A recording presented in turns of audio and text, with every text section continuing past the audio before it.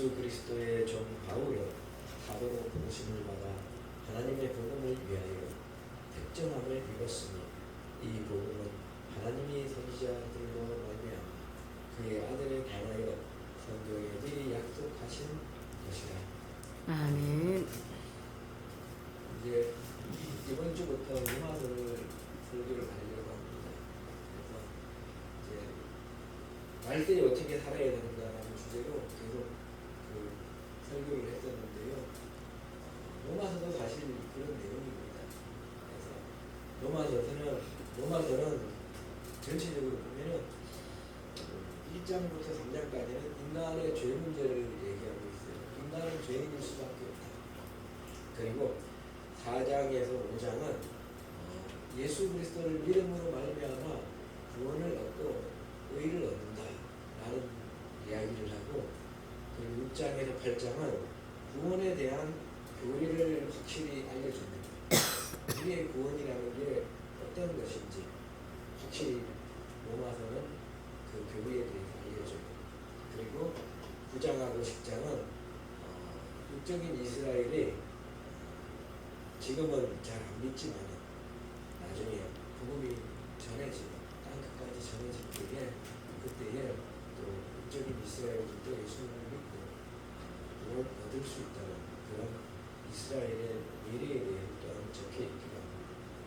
그리고 12장부터 15장까지는 그리스도 안에서 성도는 어떤 삶을 살아야 되는가 라는 게 많은 장을 할애해서 기록하고 있습니다. 그리고 마지막 15장 하반절과 16장에는 인사말과 결혼가 있습니다. 그럼 이제 로마서는 바울이 작성을 하게 돼요. 바울 사도. 근데 언제 작성했냐 그러면은 바울 사도가 3차 전도 여행을 마치는 시기에 작성했습니다. 그러니까 주후 56, 57, 58 이 사이에 작성을 했어요. 고린도 지역에 머물 때 작성했다고 합니다. 그래서 이 편지를 쓸 때는 어디에 있었냐 그러면 로마서를 쓸 때는 고린도 지역에 있었어요. 그것을 어떻게 아냐 그러면 로마서 19장 21절에 보면은 로마서 19장 21절이면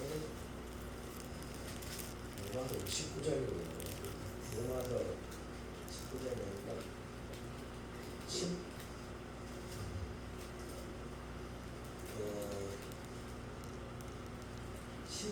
15장 16장 1절 16장 1절에 보면은 내가 갱그리아 교회의 일꾼으로 있는 우리 자매 베베를 너희에게 청구하노니 너희가 주 안에서 성도들의 합당한 예절로 그를 영접하고 무엇이든지 그녀에게 소용되는 바를 도와줄지 이는 그가 여러 사람과 나의 보호자가 되었습니다. 갱그리아 교회 그 당시 교회는 다 가정교회였어요. 지금처럼 이렇게 우리 교회 작은 편인데 이렇게 작은 교회였습니다. 그 당시 교회는. 그래서 가정에서 주로 모이는 교회들이었어요. 그래서 여의도 순복음교회처럼 그렇게 큰 교회는 그 당시 없었어요. 그리고 여기도 보면은 한강으로 큰 교회들이 많은데 그런 교회들은 그 당시 없었습니다. 사람들이 생각할 때 성경의 교회라고 생각하면은 그렇게 큰 교회와 예배당을 생각하는데 그렇지 않아요. 성경 말씀의 교회라고 그러면은 가정교회로 이렇게 모여서 예배드리는 정도의 조그만 이름을 말하는 교회예요. 그래서 내가 갱그리아 교회에, 갱그리아는 어디 있냐면은 오늘날 말하면은 그 여기에 그리스의 수도가 아테네입니다. 그리스의 수도가 아테네예요. 그래서 아테네에서 이렇게 왼쪽으로 서쪽으로 조금 가면은 거기에 고린도라는 도시가 있습니다. 그리고 고린도에서 밑으로 이쪽 동쪽으로 바다 쪽으로 11km쯤 가면은 바로 갱그리아라는 항구 도시가 있어요. 그래서 바울 사도가 이 갱그리아 교회에 일꾼, 여기서는 이제 집사입니다. 우리 자매 베베를 너희에게 청거한다. 초기에는 남자만 집사했는데 나중에는 여자도 집사를 운영했어요. 그래서 신방도 하고 고아와 가부도 돌보고 병든 자와 가난한 자를 돌보고 그리고 여행도 할 수 있는 사역이 많잖아요. 그러기 위해서 이렇게 돕는 사역으로서 했습니다. 그래서 이 베베는 다 기록은 안 돼 있는데 그가 여러 사람과 나의 보호자가 되었습니다. 보호자는 이제 영어로 헬퍼입니다. 후원자고 조력자. 많은 부분에서 사역을 도왔을 것입니다.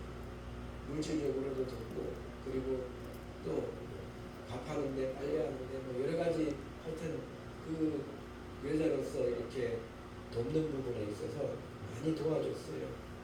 그래서 너무나 감사해서 바울 사도는 이 교회의 훌륭한 이 예배라는 이 일꾼에게 로마서를 써가지고 이 우리가 보고 있는 지금 로마서를 써서 로마 교회에 보냅니다.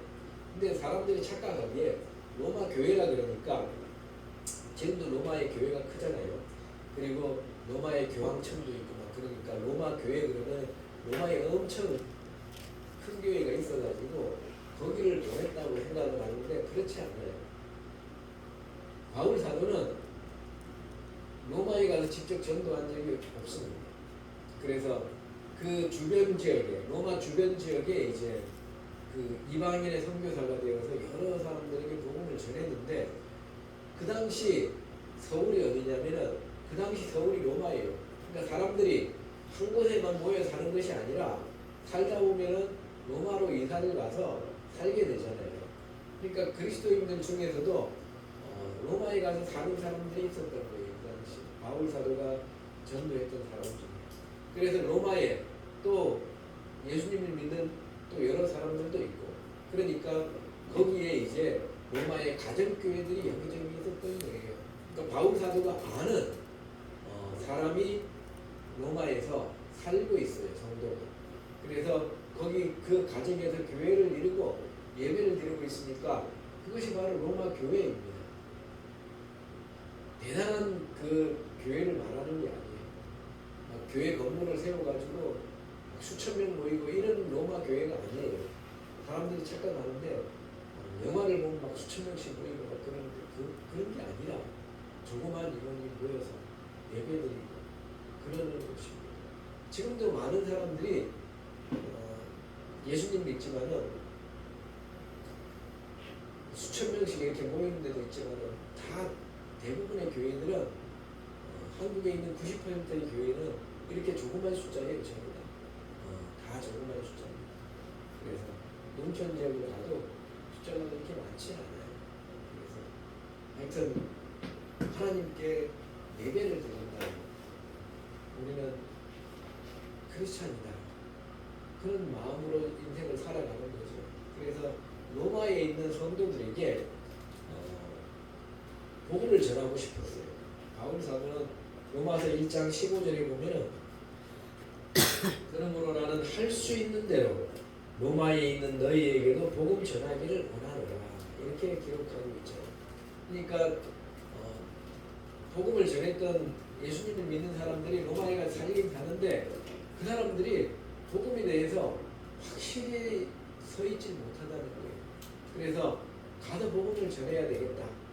근데 이제 내가 지금 바로 가지 못하는 이유는 바울 사도는 그 당시에 바로 가지 못하는 이유는 예루살렘 지역에서 기근이 생겼어요. 예루살렘 지역에서 기근이 생겨가지고 가난한 사람들이 교회에 너무 많아지고 교회에 뭔가 도움을 줘야 될 상황이 생겼습니다. 그래서 바울 사도는 이 유럽 쪽에 마게도니아하고 그리스하고 아테네, 고린도 지역 이쪽하고 지금의 터키 쪽 이 지역에 복음을 전했는데 그 지역에 있는 성도들이 우리가 예루살렘에서 복음이 전해지는 것을 받았는데 그 귀중한 복음을 전해준 예루살렘 교회의 성도들이 기근이 와서 지금 먹고 살 게 없대는데 우리가 좀 도와줍시다 이렇게 얘기가 나온 거예요. 그래서 그러면은 도와주니까 우리가 헌금을 해가지고 도와줍시다 그렇게 된 거예요. 그래서 헌금을 걷어가지고 이제 바울 사도가 그 구제 헌금을 가지고 예루살렘에 가려고 그러는 거예요. 근데 예루살렘에 가기 전에 이제 이 지금 이 로마서를 기록한 거예요. 거기서.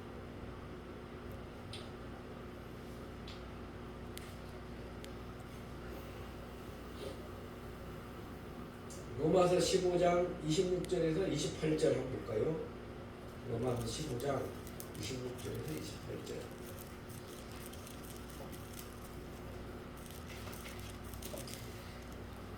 이는 마게도냐와 아가야 사람들이, 아가야는 이제 고린도 지역 사람들입니다.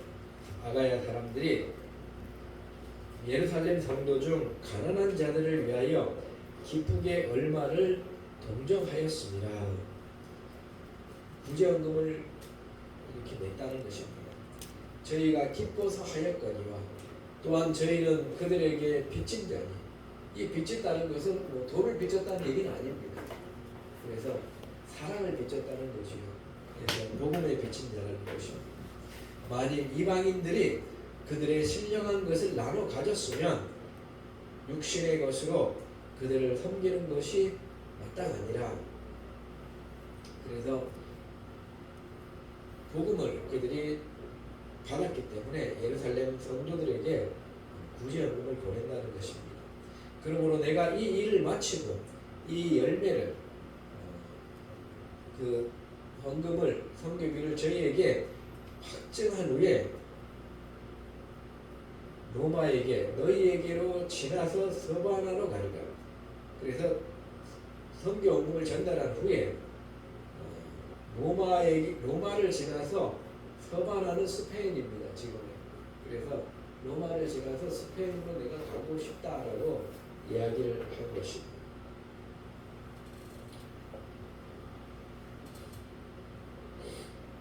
이 헌금에 대해서 고린도전서 16장 1절에서 3절 말씀에 보면 또 기록하고 있어요.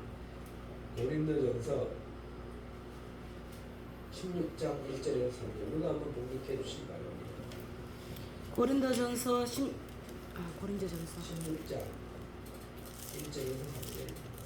성도를 위하여 연보를 계획했는 내가 갈라디아 교회에 나오는 것이 너희도 그렇게 하더라. 매주 첫날에 너희 각 사람이 문제 어디로 조직하라고 대학 갈 때 연보를 하지 않게 하라.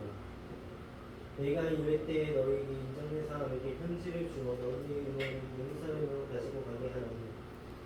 아멘. 여기까지만 읽읍시다. 그래서 성도를 위하는 연보, 옛날에는 헌금을 연보라고 그랬어요. 그래서 연보나 헌금이랑 똑같은 말입니다. 성도를 위하는 헌금에 대해서는 내가 갈라디아 교회들에게 명하는 것 같이 너희도 헌금을 하라는 것입니다. 언제 헌금을 하냐면은 매 주일 첫날에, 매주일 첫날이 바로 주일날, 오늘이 주일날이잖아요. 주일날은 매주일 첫날입니다. 주일날에 너희 각 사람이 이익을 얻은 대로라는 것은 자신의 수입으로 정도껏 따라서 이렇게 이익을 얻은 대로 저축하여 두어서 이때 스스로 자원하여서 헌금을 내는 것입니다. 그래서 자원하여서 헌금을 내고 내가 갈 때에 바울 사도가 도착한 해가지고 그때 막 헌금하지 않도록 미리 매 주일날 첫날에 주일날 헌금을 하도록 해라고 했습니다. 우리도 주일날만 헌금을 걷잖아요. 그것은 이 초대교회 때부터 이어져 오고 있는 전통인 것입니다. 이게 하루아침에 생긴 게 아니라 주일날 첫날에, 즉 매주일 첫날에 주일날 헌금을 하나님께 드리는 것은 초대교회 때부터 내려온 전통이에요.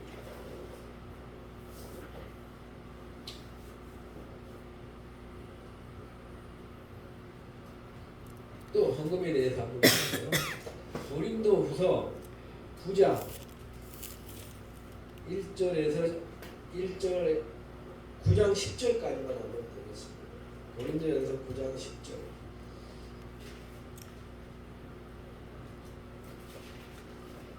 고린도후서 9장 10절 말씀. 심는 자에게는 씨와 먹을 양식을 주시는 이가 너희 심는 것을 주사 풍성하게 하시고 너희의 의의 열매를 더하게 하시리니. 아멘. 아멘. 자, 하나님께서는 헌금을 내는 자에게 헌금을 낼 수 있는 그 돈 벌 수 있는 능력을 하나님께서 같이 주세요. 그래서 헌금을 내면은 사람들이 그런 생각을 해요. 나 먹고 살기도 힘든데 무슨 헌금을 하냐 이런 생각을 할 때가 있는데 그것은 돈이 너무 아까워서 그런 거고 헌금은 하나님께서 헌금을 드리면은 하나님께서는 그 헌금을 드릴 수 있게끔 나에게 더 복을 주시는 거예요. 그래서 내가 그것을 또 감당할 수 있게끔 이렇게 해주시는 분이 하나님이십니다. 9장 1절부터 보면은 성도를 섬기는 일에 대하여 내가 너희에게 쓸 필요가 없나니 이는 내가 너희의 원함을 알미라. 고린도 교회의 성도들이 이렇게 구제헌금을 내고 싶었다는 것입니다. 내가 너희를 위하여 마게도냐인들에게 아가야에서는 1년 전부터 예비하였다 자랑했는데 고린도 교인들이 1년 전부터 헌금을 모아가지고 전달하려고 이렇게 준비를 해주었다는 것입니다. 과연 너희 열심히 혹 많은 사람을 격동시켰느니라. 그런데 이 형제들을 내가 보낸 것은 이 일에 너희를 위한 우리의 자랑이 헛되지 않고 내 말한 것 같이 준비하게 하려 합니다. 혹 마게도니아인들이 마게도니아 성도들도 헌금을 했어요. 그 마게도니아인들이 그 헌금을 그 고린도에 가가지고 그 모아가지고 로마에 전달을 하러 가는데 바울 사도가 같이 동행을 한 것입니다. 근데 이제 혹 마게도니아인들이 나와 함께 가서 너희의 준비하지 아니한 것을 보면은 너희는 고사하고 우리가 이 믿던 것에 부끄러움을 당할까 두려워하니라. 그러므로 내가 이 형제들로 먼저 너희에게 가서 너희의 전에 약속한 연보를 미리 준비케 하도록 권면하는 것이 필요한 줄 생각하였느니 이렇게 준비하여야 참 연보답고 억지가 아니고 이것이 곧 적게 심은 자는 적게 거두고 많이 심은 자는 많이 거둔다 하는 말이로다.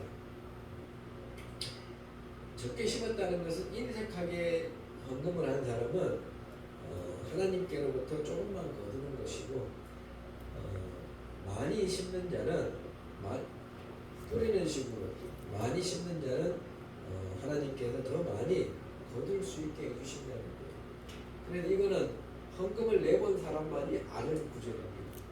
헌금을 안 내본 사람은 이게 무슨 말인지 몰라요. 왜냐하면 헌금 내는 것 자체가 아깝거든요. 내가 이 돈이면은 뭐 다른 데 쓸 수가 있는데 그러면서 보면은 항상 돈이 부족해요. 항상 돈이 부족해요. 그렇지만은 헌금을 내본 사람은 알아요. 하나님께서 또 채워주시는 거예요. 하나님께서 채워주시는 거예요. 이상하게 하는 일이 잘 되면서 돈이 더 들어와요. 그래서 내가 하나님께 예를 들어 10만 원 냈는데 내가 돈을 더 벌어가지고 내가 벌 수 있는 것보다 더 많이 벌어서 100만 원 이상 벌었다 이거예요. 그렇지만 인색한 사람은 내가 1,000원 내는 것도 인색한 사람이 있어요. 그러니까 1,000원을 겨우 체면 때문에 많이 못해서 1,000원을 냈어요. 근데 그러니까 하나님께서도 그 사람에게 복을 주시는데 인색하게 주시는 거예요. 그 사람은 생각하죠. 하나님 저는 헌금을 했는데 복을 좀 팍팍 눌러서 담아주시지 왜 나는 복을 조금밖에 안 주시냐고 맨날 그래요. 그 사람은. 근데 보면 항상 부족해요. 돈이. 지갑이 항상 부족해가지고 보면은 지갑이 얼마인지 맨날 세고 있어. 내 통장이 얼마인지 다 알아요. 근데 헌금을 내는 사람은 지갑을 안 세요. 왜? 항상 있을 거거든. 하나님께 채워주셔서 내가 얼마 있는지 잘 몰라요.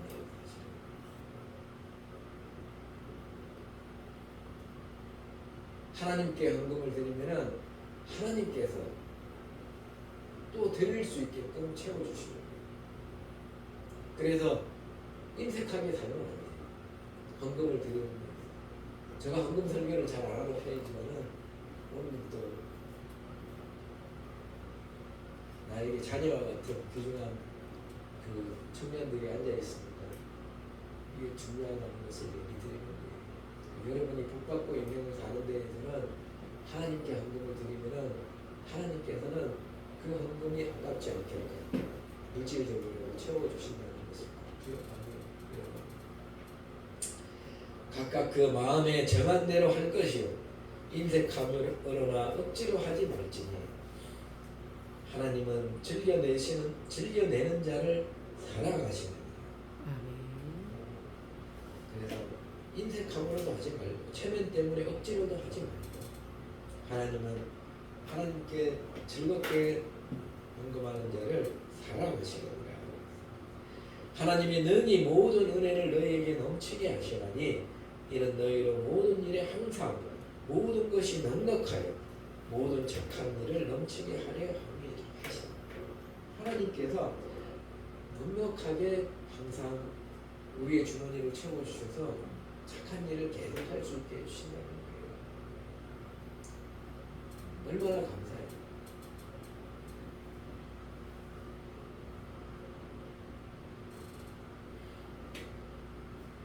여러분 헌금을 하다 보면 이런 것을 경험하실 거예요. 그래서 여러분이 이 신앙생활에는 이런 헌금하는 생활도 포함되는 거예요. 내가 기도하고 찬양하고 하나님을 예배하고 그런 것도 있지만 거기에는 하나님께 사람들이 돈을 어떻게 보면 피 같은 돈이라고 그러잖아요. 피 같은 돈이라고 그러면서 내 피 같은 돈 이러면서 얘기하잖아요. 그러니까 그 목숨보다 목숨처럼 귀하게 여기는 돈을 하나님께 드린다는 게 쉬운 거예요. 그렇지만 우리가 나의 생명을 살려주신 하나님을 생각할 때 나의 일부분을 하나님께 헌금하면 하나님께 내 머리털을 다 세고 계신다는데 내 재산이 얼마인지 하나님께는 모르실 것 같아요. 다 알고 계시죠. 제가 얼마나 필요하겠다. 하나님께서는 다 알고 계십니다. 그럴 때 하나님께서 채워주셔야지 우리가 항상 부족함 없이 넉넉하게 인생을 살면서 다른 사람에게 나눠주고 살고 인생을 살고 맨날 손 벌리고 살면 안 돼. 하나님께 받아서 다른 사람에게 나눠주면서 살 수 있는 그런 인생이 돼야 돼. 보면 안 믿는 친구들도 많이 있잖아요. 그럴 때에 밥 한 번 사는 사람이 좋지 맨날 얻어먹으러 다니면 안 되잖아요. 그것과 마찬가지예요. 그렇지 않은 이렇게 한 번 사고 또 사고 이렇게 살 수 있는 사람이 돼요.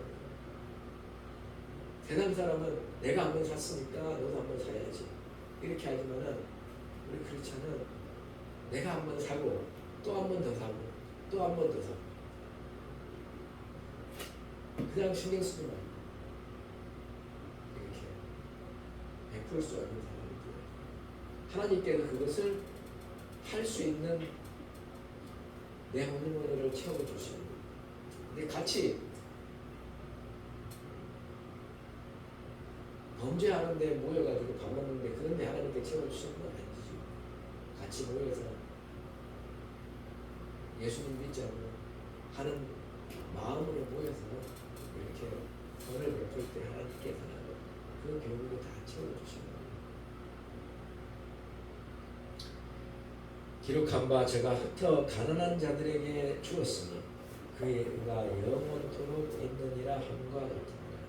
하나님께서는 이렇게 흩어서 가난한 자에게 나누어 주면은 그 의가 영원토록 있다라고 얘기해요. 이 가난한 자는 물론 이제 모든 가난한 자를 얘기하기도 하지만은 같은 성도들을 얘기하기도 해요. 그래서 같은 성도 중에 가난한 자에게 도와주는 것입니다.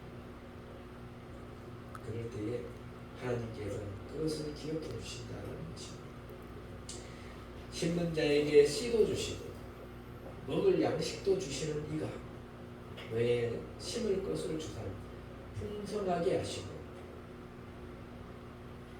심는 자는 이제 헌금을 내는 사람을 말하는 거죠. 성도를 말하는 거예요. 헌금을 내는 사람에게 씨도 주시고 먹을 양식도 주신다는 것은 생활비를 책임져 주시고 돈을 책임져 주신다 이런 얘기예요. 씨도 주시고 먹을 양식을 주시는 하나님이 너의 심을 것을 다시 너희가 헌금할 것을 또 주신다는 거예요. 원래 내 것이 아닙니다. 그것도 하나님 것인데 하나님께서 다시 헌금할 것도 하나님께 또 채워주신다는 거예요. 풍성하게 하시고 풍성하게 하나님께 채워주세요. 여러분 돈이라는 게 없으면 굉장히 짜증나요. 예. 돈이 많으면 괜찮은데 없으면 짜증날 때가 있어요. 그렇지만은 하나님께서 채워주시면은 그런 일이 없어요. 항상 풍성하게 하나님께 채워주십니다.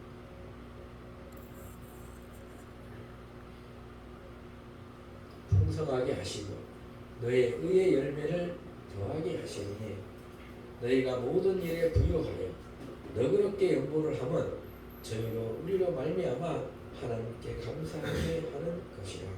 이렇게 바울 사도가 헌금을 걷어서 이제 예루살렘 교회 성도들에게 갖다 주는 그 과정에서 고린도에서 이 로마에 있는 성도들에게 편지를 기록했습니다. 기록해가지고 바로 보낸 것이 바로 로마서예요. 그래서 오늘 이 로마서에 대해서 소개를 했고 1절 2절까지 설교를 할 수 있을 것 같아가지고 그랬는데 다음 주에 1절 2절 이렇게 설교하려고 합니다. 기도하시겠습니다. 하나님 아버지 감사합니다. 오늘은 위대한 사도 바울이 쓴 로마서에 대해서 알아보았습니다. 그 로마서를 쓸 때 그 당시 배경과 그 여러 가지 어려운 상황 속에서도 주님의 일을 위해서 수고했던 여러 성도들을 또한 생각해 봅니다. 주님께서 또한 심는 자에게 복을 주시고 은혜를 베풀었던 것을 또한 생각해 봅니다. 주님, 저희들이 예수 그리스도 안에